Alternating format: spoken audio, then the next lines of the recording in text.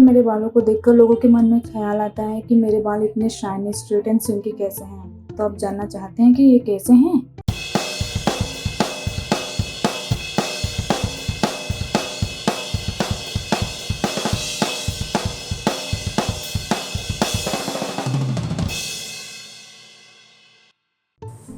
Hello, आज है Sunday तो सोचा कुछ पैसे बचा लिए जाएं क्योंकि मेरे बालों को काफ़ी समय से एक अच्छे नेचुरल स्पा ट्रीटमेंट की ज़रूरत थी। तो मैंने कहा बालों से पहले अपने चेहरे का मामला सेट करते हैं।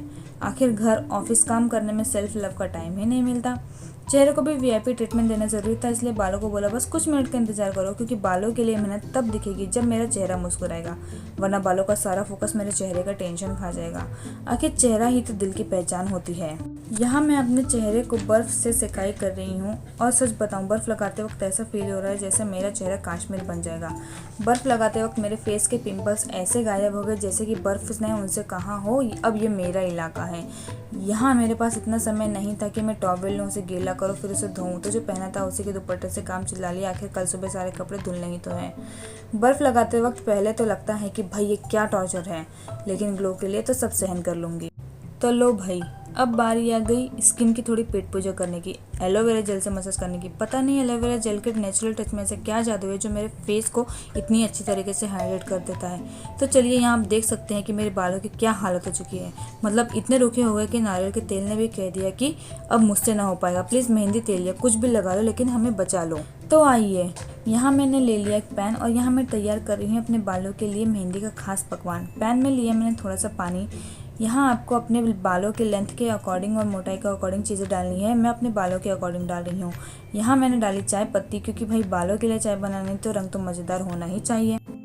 तो यहाँ मैं डाल रही हूँ एक जादुई मसाला, जिसे जानने के लिए आप मेरे चैनल को सब्सक्राइब एंड शेयर करिए और औरों को भी करने के लिए कहिए। कमेंट के लिए मेरा कमेंट बॉक्स ओपन है। मेरी सारी वीडियोस को लाइक कीजिए और ऐसी ही और वीडियोस के लिए बेल आइकन को प्रेस करना ना भूलिए।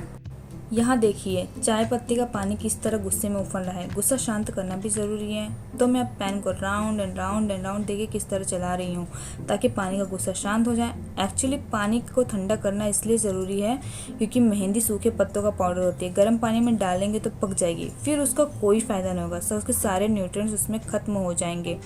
इसलिए पानी पूरी तरीके से ठंडा होना ज़रूरी है।